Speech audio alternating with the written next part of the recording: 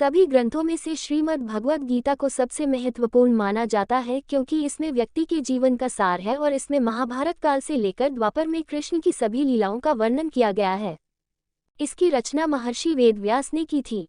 भगवद गीता पुनर्तः अर्जुन और उनके सारथी श्री कृष्ण के बीच हुए संवाद पर आधारित पुस्तक है। गीता में ज्ञानयोग, कर्मयोग, भक्ति योग, राजयोग, एकेश्वरवाद आदि की बहुत सुंदर ढंग से चर्चा की गई है। गीता मनुष्य को कर्म का महत्व समझाती है। गीता में श्रेष्ठ मानव जीवन का सार बताया गया है। इसमें 18 ऐसे अध्याय हैं जिनमें आपके जीवन से जुड़े हर सवाल का जवाब और आपकी हर समस्या का हल मिल सकता है। पहला अध्याय। गीता का पहला अध्याय अर्जुन विषाद योग है। इसमें 46 श्लोकों द्वारा अर्जुन की मन स्थिति का वर्णन किया गया है कि किस तरह अर्जुन अपने सगे संबंधियों से युद्ध करने से डरते हैं और किस तरह भगवान कृष्ण उन्हें समझाते हैं। दूसरा अध्याय। गीता के दूसरे अध्याय सांख्य योग जोड़ में कुल 72 श्लोक है जिसमें श्री कृष्ण अर्जुन को कर्मयोग, ज्ञान योग, सांख्य योग, बुद्धि योग और आत्म का ज्ञान देते हैं। यह अध्याय वास्तव में पूरी गीता का सारांश है। इसे बेहद महत्वपूर्ण भाग माना जाता है। तीसरा अध्याय। गीता का तीसरा अध्याय कर्मयोग है। इसमें 43 श्लोक हैं। श्री कृष्ण इसमें अर्जुन को समझाते हैं कि परिणाम की चिंता किए बिना हमें हमारा कर्म करते रहना चाहिए। चौथा अध्याय। ज्ञान कर्म संन्यास योग गीता का चौथा अध्याय है जिसमें 42 श्लोक हैं। अर्जुन को इसमें श्री कृष्ण बताते हैं कि धर्मपारायण के संरक्षण और अधर्मी के विनाश के लिए गुरु का अत्यधिक महत्व है। पांचवा अध्याय। कर्म संन्यास योग गीता का 5वां अध्याय है जिसमें 29 श्लोक हैं। अर्जुन इसमें श्री कृष्ण से पूछते हैं कि कर्मयोग और ज्ञान योग दोनों में से उनके लिए कौन सा उत्तम है। तब श्री कृष्ण कहते हैं कि दोनों का लक्ष्य एक है परंतु कर्म योग बेहतर है। छठा अध्याय। आत्मसंयम योग गीता का छठा अध्याय है जिसमें 47 श्लोक हैं। इसमें श्री कृष्ण अर्जुन को अष्टांग योग के बारे में बताते हैं। वह बताते हैं कि किस प्रकार मन की दुविधा को दूर किया जा सकता है। सातवां अध्याय। ज्ञान विज्ञान योग गीता का 7वां अध्याय है जिसमें 30 श्लोक हैं।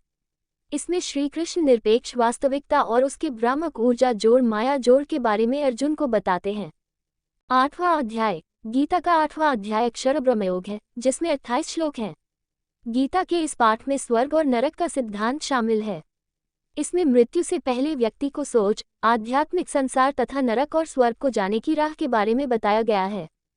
9वां अध्याय। राजविद्या राजगुह्य योग गीता का 9वां अध्याय है जिसमें 34 श्लोक हैं।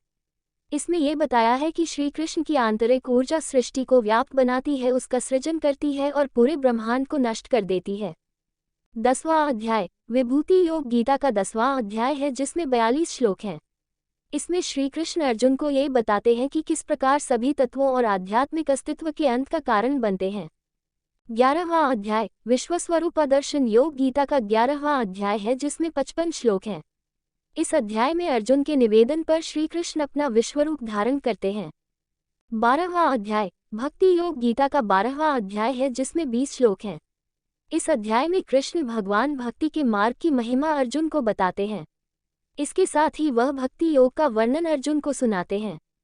13वां अध्याय। क्षेत्र क्षत्रज्ञ विभाग योग गीता 13वां अध्याय है। इसमें 35 श्लोक हैं। इसमें श्री कृष्ण अर्जुन को क्षेत्र और क्षेत्रज्ञ के ज्ञान के बारे में तथा सत्व, रज और तम गुणों द्वारा अच्छी योनि में जन्म लेने का उपाय बताते हैं। 14वां अध्याय। गणत्रय विभाग योग है। इसमें 27 श्लोक हैं। इसमें श्री कृष्ण सत्व, रज और तम गुणों का तथा मनुष्य की उत्तम मध्यम अन्य गतियों का विस्तारपूर्वक वर्णन करते हैं। अंत में इन गुणों को पाने का उपाय और इसका फल बताया गया है। 15वां अध्याय। गीता का 15वां अध्याय पुरुषोत्तम योग है। इसमें 20 श्लोक हैं। इसमें श्री कृष्ण कहते हैं कि दैवी प्रकृति वाले ज्ञानी पुरुष सर्व प्रकार से मेरा भजन करते हैं तथा आसुरी प्रकृति वाले अज्ञानी पुरुष मेरा उपहास करते हैं। 16वां अध्याय। दैवासुर संपद विभाग योग गीता का 16वां अध्याय है। इसमें 24 श्लोक हैं। इसमें श्री कृष्ण स्वाभाविक रीति से ही दैवी प्रकृति वाले ज्ञानी पुरुष तथा आसुरी प्रकृति वाले अज्ञानी पुरुष के लक्षण के बारे में बताते हैं। 17वां अध्याय। श्रद्धात्रय विभाग योग गीता का 17वां अध्याय है। इसमें 28 श्लोक हैं। इसमें श्री कृष्ण अर्जुन को ये बताते हैं कि जो शास्त्र विधि का ज्ञान न होने से तथा अन्य कारणों से शास्त्र विधि छोड़ने पर भी यज्ञ पूजा आदि शुभ कर्म तो श्रद्धापूर्वक करते हैं, उनकी स्थिति क्या होती है। 18वां अध्याय। मोक्ष संन्यास योग गीता का 18वां अध्याय है। इसमें 78 श्लोक हैं। यह अध्याय पिछले सभी अध्यायों का सारांश है। इसमें अर्जुन श्री कृष्ण से न्यास यानी ज्ञानयोग का और त्याग अर्थात फलासक्ति रहित कर्मयोग का तत्व जानने की इच्छा प्रकट करते हैं।